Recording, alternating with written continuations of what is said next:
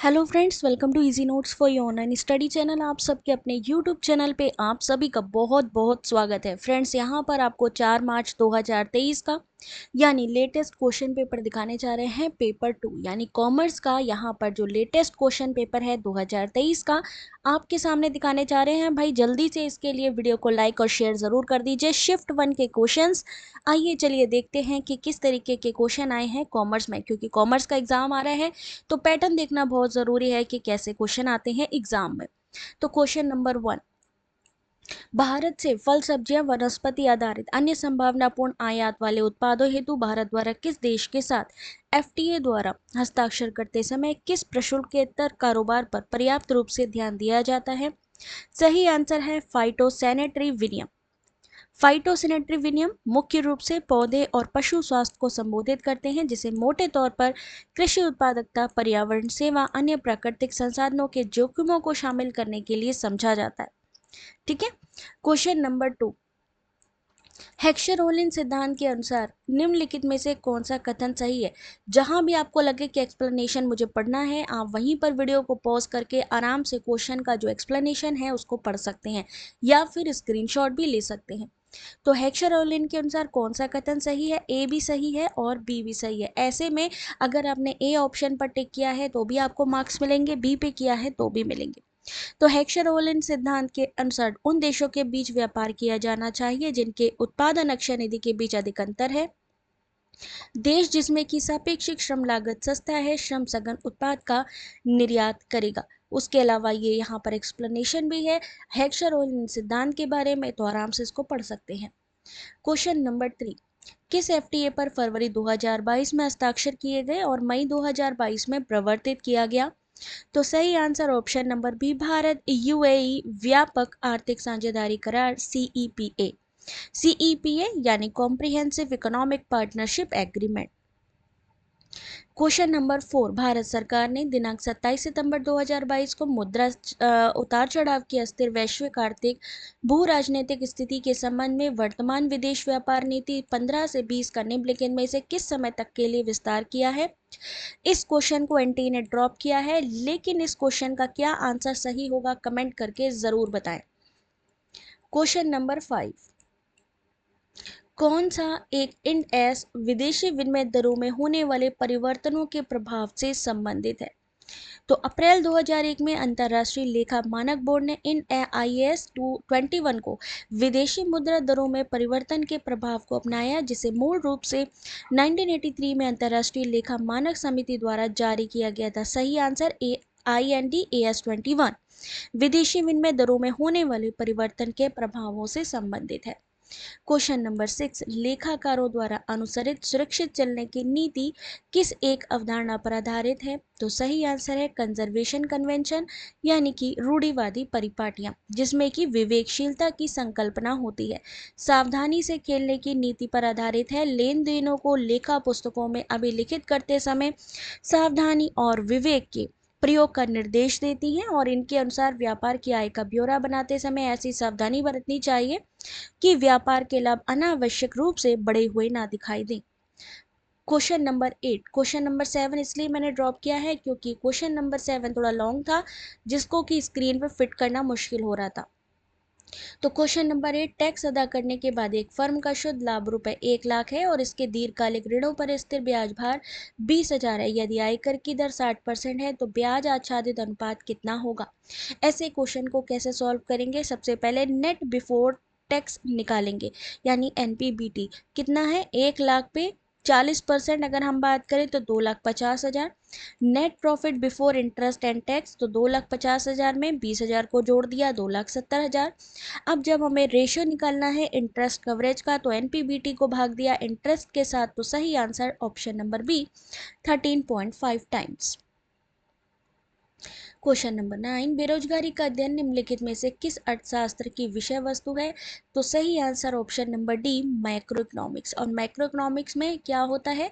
आर्थिक क्रियाओं का संपूर्ण रूप से अध्ययन किया जाता है। ये वृहत होती है राष्ट्रीय आय, उत्पादन, रोजगार, बेरोजगारी, व्यापार चक्र, सामान्य कीमत स्तर, आर्थिक विकास, मुद्रा संकुचन, इससे संबंधित होता है इसका विश्लेषण। क्वेश्चन नंबर 10 यानी किस वस्तु की सर्वाधिक बेलोच मांग होती है? तो सही आंसर है सॉल्ट। यानी जब इसकी कीमत बढ़ती है, किसकी? नमक की, तो उपभोक्ताओं की जो खरीदारी है तब भी समान रहती है, जब गिरती है तब भी उनकी आदतें समान रहती हैं। यानी जो इसकी डिमांड है नमक की, सेम रहती है, चाहे कीमत बढ़ जाए चाहे वो कम हो जाए। क्वेश्चन नंबर 11 कारोबारी फर्मों के वैकल्पिक उद्देश्य के रूप में बिक्री राजस्व अधिकतमीकरण की अवधारणा किसने प्रस्तुत की थी? तो सही answer option number C, W J Baumol. उनका उद्देश्य बिना किसी नुकसान के अधिकतम संभव बिक्री हासिल करना था। क्वेश्चन नंबर 12 किसी उत्पाद की आयताकार परवलयाकार मांग वक्र के सभी बिंदुओं पर बिंदु लोच प्रवणता के संबंध में कौन सा कथन सही है? तो सही आंसर ऑप्शन नंबर बी, यानी बिंदु लोच वही रहती है जबकि प्रवणता परिवर्तित रहती है। एक कंपनी के शेयर की वर्तमान बाजार कीमत है 90 और अगले वर्ष अपेक्षित प्रति शेयर लाभांश है 4.50 रुपये। यदि लाभांश के 8% की स्थिर दर से वृद्धि होने की आशा हो तो शेयर धारकों के लिए अपेक्षित लाभ की दर कितनी होगी? कैसे निकालेंगे? यहाँ पर फॉर्मूला लगाएंगे, अंशधारक की आवश्यक प्रतिफल यानी D1 divided by PO into 100+G, जहां पे D1 है expected dividend for next year यानी अगले वर्ष के लिए अपेक्षित शेयर का लाभांश, PO यानी current market price of share, यानी जो करंट मार्केट प्राइस है कितना है? 90 रुपए वर्तमान यानी करंट। ग्रोथ रेट कितना है? कितने वृद्धि हो रही है? 8% की दर से। बस आपने D1 की जगह 4.1 यानी कि जो डिविडेंड है उसको लिखना है, डिवाइडेड बाय 90 इंटू 100 प्लस क्या करना है आपको सूत्र में G यानी ग्रोथ 8%। सही आंसर 5+8 इक्वल टू 13%।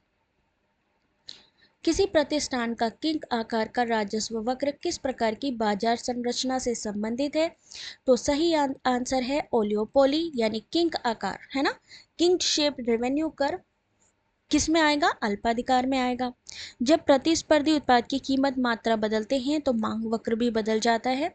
फिर भी लाभ को अधिकतम करने के लिए अल्पाधिकार को अपनी मांग वक्र को जानना चाहिए। पूंजी बजटीकरण की निम्नलिखित में से किस विधि में मूल्य योगात्मकता सिद्धांत अंतर्निहित होता है? तो सही आंसर है एनपीवी मेथड। एनपीवी में मूल्य योगात्मक सिद्धांत बताता है कि एक बड़ी परियोजना के लिए एनपीवी का मूल्य परियोजनाओं के सभी छोटे एनपीवी योग के बराबर होगा। क्वेश्चन नंबर 16 जोखिम मुक्त दर 6% है, बाजार जोखिम प्रीमियम है 9% और शेयर का बीटा है 1.54, तो इक्विटी की जो लागत है वो कितनी होगी? सेम चीज यहां पर हम फिर से एक फॉर्मूला लगाएंगे, CAPM मॉडल, जहां पे risk free return plus beta into market risk premium.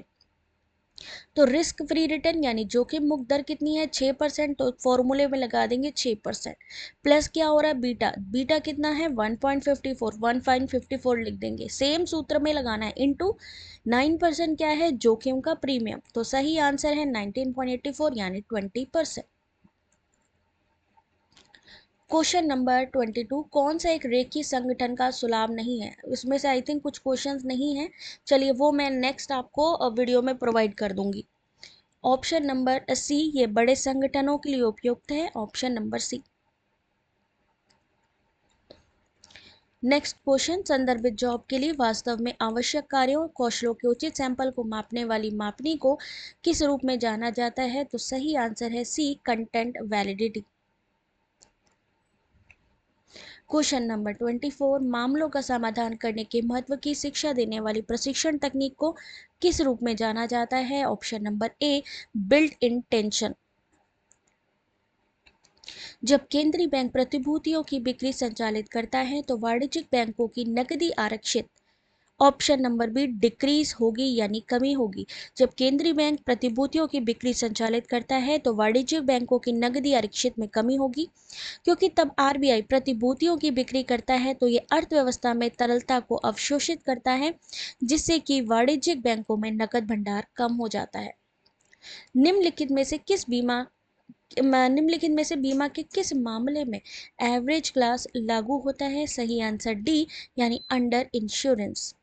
Average class न्यून बीमा के मामले में लागू होता है। एवरेज क्लास तब लागू होता है जब विषय वस्तु में पॉलिसी की राशि दी गई हो और पॉलिसी की राशि आग से नष्ट हुए स्टॉक के मूल्य से कम हो या स्टॉक का मूल्य दावे की राशि से अधिक हो।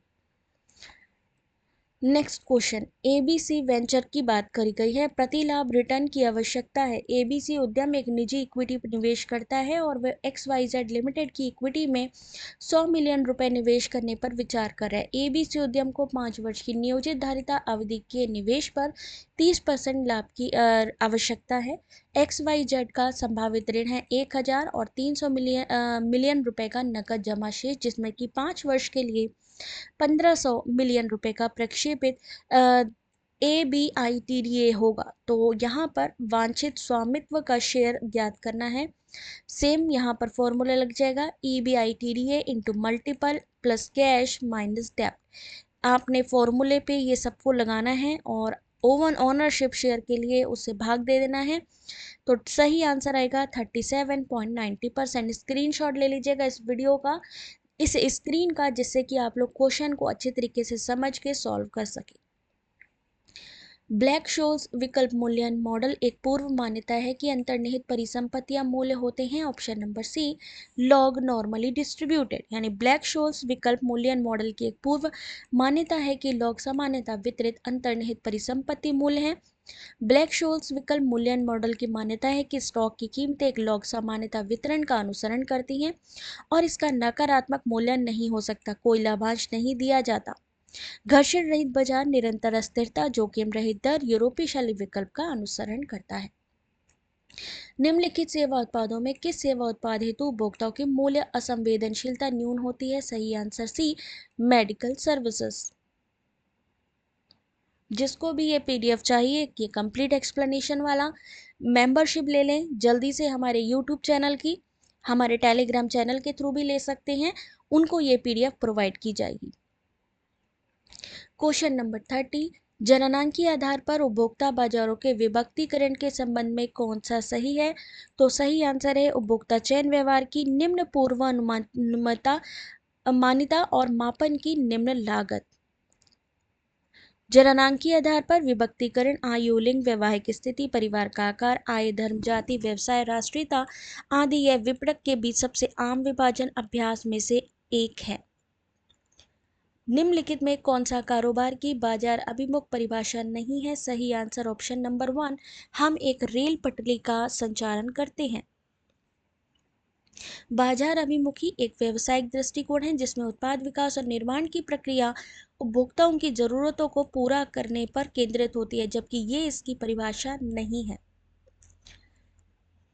नेक्स्ट क्वेश्चन, भाई जल्दी से वीडियो को एक लाइक कर दीजिए अगर आप लोगों को वीडियो अच्छा लग रहा हो, समझ में आ रहा हो कि किस तरीके के क्वेश्चन एग्जाम में आए हैं और ये आपको हेल्प करने वाले हैं। एक्सप्लेनेशन तो सब लोग स्क्रीनशॉट लेते चलें। निम्नलिखित संकल्पनाओं में किस संकल्पना में क्रेता निष्क्रिय रूप से विनिमय व्यवहार में सम्मिलित होता है और बाजार में उसे जो कुछ प्रस्तावित किया जाता है उसे स्वीकार करता है? तो सही आंसर है उत्पादन की अवधारणा, प्रोडक्शन कंसेप्ट। नेक्स्ट क्वेश्चन, यदि बीजक बट्टा गोपनीय प्रकृति का नहीं होता है तो सेवार्थी के ग्राहकों को फैक्टर को सीधे तौर संदाय करने की सलाह दी जाती है। यह सुविधा जब गैर आश्रित विशेषज्ञ के द्वारा दी जाती है तो इसे जाना जाता है ऑप्शन नंबर 1, एजेंसी फैक्टरिंग के नाम से। यदि बीजक बट्टा गोपनीय प्रकृति का नहीं होता, सेवार्थी के ग्राहकों के फैक्टर को सीधे तौर पर संदाय करने की सलाह दी जाती है, तो ये सुविधा जब गैर आश्रित विशेषता के साथ दी जाती है तो उसे एजेंसी फैक्टरिंग कहा जाता है। ये एक मध्यस्थ एजेंट होता है। क्वेश्चन नंबर 34, ईमेल पत्राचार में वापसी पता में जालसाजी करके निजी सूचना को प्रकट करने हेतु प्राप्तकर्ता को बहकाया जाता है और इस कार्य व्यवहार को क्या कहा जाता है? स्पूफिंग करना यानी झांसा देना।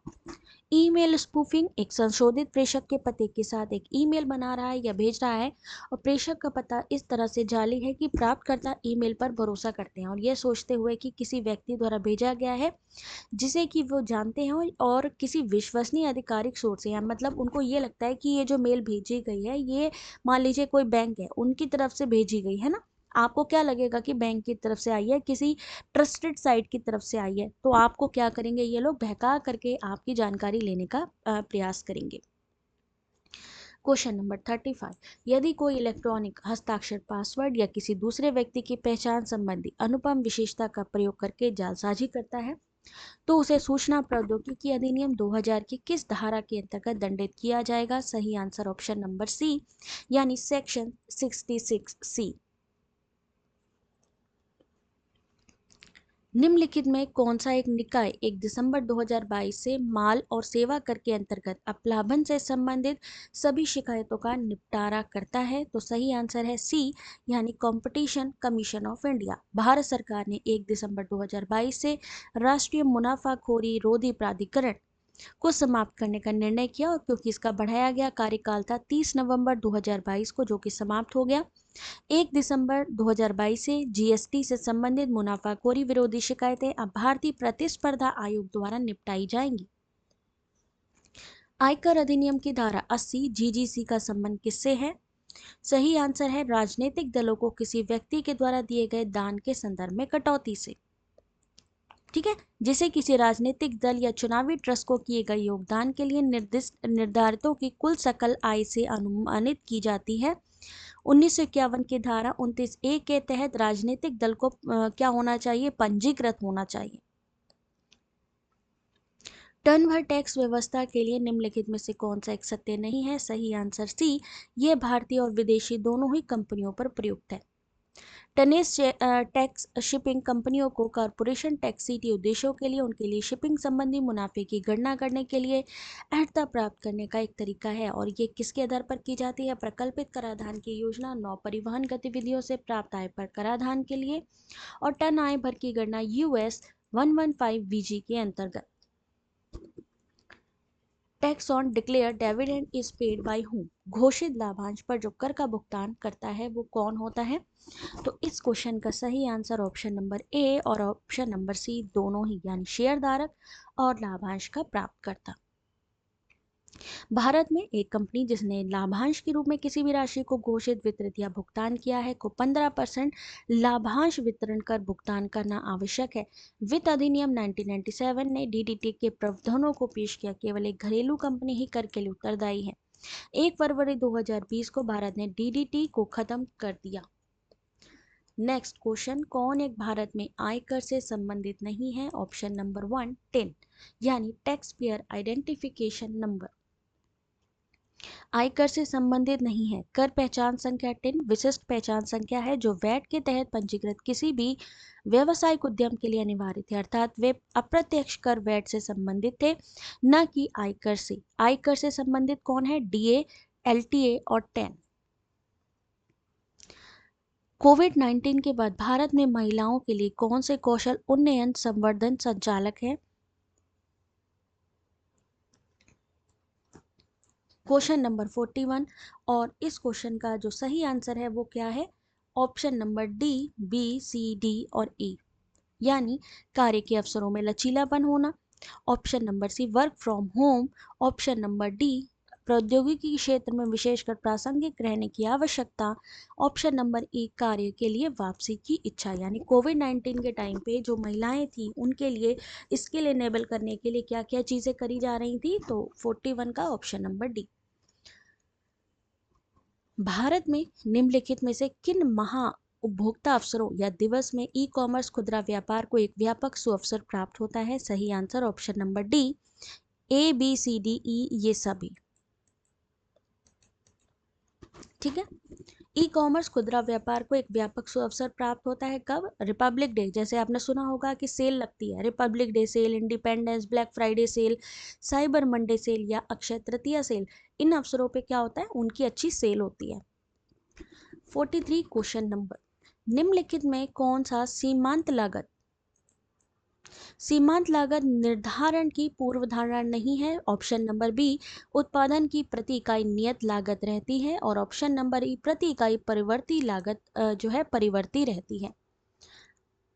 यहाँ पर इसका एक्सप्लेनेशन आप लोग तुरंत ही स्क्रीनशॉट ले लीजिए। सीमांत लागत से संबंधित मान लीजिए दोबारा कोई क्वेश्चन आता है जिसमें पूछा जाता है कि अंतर सीमांत लागत क्या है, सीमांत लागत क्या है, तो आप यहाँ से इस क्वेश्चन का आंसर कर पाएंगे।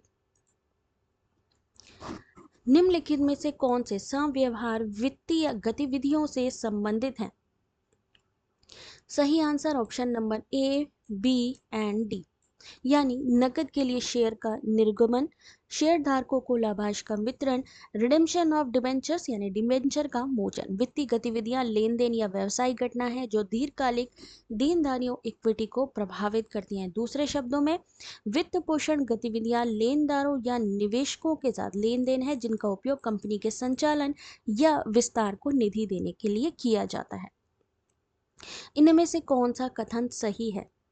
इसमें से ऑप्शन नंबर सी यानी बी, डी और ई। क्वेश्चन देख लीजिए, मैं एक बारी क्वेश्चन को जूम कर रही हूँ। क्वेश्चन है कि इनमें से कौन सा सही है। तो एकाधिकारी का एमआर वक्र प्रवण एआर वक्र के प्रवण से दुगना होता है। एकाधिकारी संतुलन तब होता है जब एमसी इक्वल टू एमआर हो। एकाधिकार की संतुलन कीमत हमेशा ही प्रतिस्पर्धी फर्म की कीमत से अधिक होती है। एकाधिकार तब होता है जब किसी एक ऐसे वस्तु का जिसका कि कोई निकट स्थानापन्न ना हो, केवल एक ही वस्तु या एक ही विक्रेता होता है, केवल एक ही उत्पादक फर्म या विक्रेता होता है इसके अंतर्गत। ठीक है, इसकी विशेषता क्या होती है? एकाधिकार की वस्तु का एक ही उत्पादक या विक्रेता होता है, उस उद्योग में प्रवेश के लिए प्रभावी रुकावट अथवा अवरोध हो। एकाधिकार के एमआर वक्र का प्रवण एआर वक्र के प्रवण से दुगना, एमसी इक्वल टू एमआर, और एकाधिकारी की संतुलन कीमत हमेशा ही प्रतिस्पर्धी फर्म की कीमत से अधिक होती है। क्वेश्चन नंबर 46, उत्पादक संघों के बनने और उनकी धारणीयता को निम्न में से कौन से कारक बाधित होते हैं? ऑप्शन नंबर 1 यानी विभेदित उत्पादों की उपस्थिति, भिन्न लागत संरचनाएं और निर्गत की विशाल मात्रा। बी, सी, डी, विभेदित उत्पादों की उपस्थिति, डिफरेंट कॉस्ट स्ट्रक्चर यानी भिन्न लागत संरचनाएं, निर्गत की विशाल मात्रा के साथ बिक्री की निम्न आवृत्ति। नेक्स्ट क्वेश्चन, किसी फर्म की कार्यशील पूंजी की आवश्यकताओं को कौन से कारक निर्धारित करते हैं? तो सही आंसर ऑप्शन नंबर बी यानी nature of business, technology, manufacturing policy. Option number D credit policy. Option number E market and demand condition. कौन सा प्राथमिक पूंजी बाजार से संबंधित है? Option number C, A, B, C. IPO, long term venture capital. प्राथमिक बाजार वो स्थान जहां प्रतिभूतियां बनाई जाती हैं, कंपनियां पहली बार इस बाजार में नए स्टॉक बॉन्ड को फ्लोट करती हैं। प्राथमिक बाजार में कंपनियां सरकारी संस्थाएं बिजनेस में सुधार विस्तार के लिए नए शेयर, बॉन्ड, नोट और बिल को बेचती हैं। कौन सी केंद्रीय प्रवृत्तियों की माप या अवस्थिति की माप है? Question number 49। सही आंसर है केंद्रीय प्रवृत्ति की माप। ऑप्शन नंबर सी, ए, सी और डी। मीन, मोड, मीडियन, 3 माप। इन मापों का मध्यमान, माध्य, मध्यिका, बहुलक कहलाते हैं। 3 प्रकार के होते हैं केंद्रीय प्रवृत्ति। निम्नलिखित में से किन व्यवहारिक स्थितियों में पॉइसन वितरण का प्रयोग किया जा सकता है? तो सही आंसर ऑप्शन नंबर बी यानी ए, बी, सी और ई। सुपरमार्केट में प्रति घंटा आने वाले ग्राहकों की संख्या, टाइप सामग्री में प्रति पृष्ठ मुद्रण त्रुटियों की संख्या, एक व्यक्ति सड़क पर प्रतिदिन घटित दुर्घटनाओं की संख्या, किसी अच्छे माल उत्पादक इकाई द्वारा विनिर्मित पैकिंग में दोषपूर्ण सामग्री की संख्या। पॉइसन क्या चीज़ है? एक असतत संभाव्यता वितरण है जो समय या स्थान के एक निश्चित अंतराल में होने वाली घटनाओं की एक निश्चित संख्या की संभावना को व्यक्त करता है। यदि ये घटनाएं एक ज्ञात स्थिर औसत दर के साथ समय से स्वतंत्र रूप से घटित होती हैं, तो इनमें से कौन सी हैं? ये हैं। इनको आप लोग स्क्रीनशॉट लेके पढ़ लें। और बाकी के जो 50 क्वेश्चन बचे हैं शिफ्ट 1 के, ये मैं आपको नेक्स्ट वीडियो में कराऊंगी। तो वीडियो को लाइक, शेयर, कमेंट ज़रूर करिए। अगर आप चाहते हो कि नेक्स्ट वीडियो आपको जल्दी ही रिसीव हो तो कमेंट में येस ज़रूर करिएगा। Thanks for watching.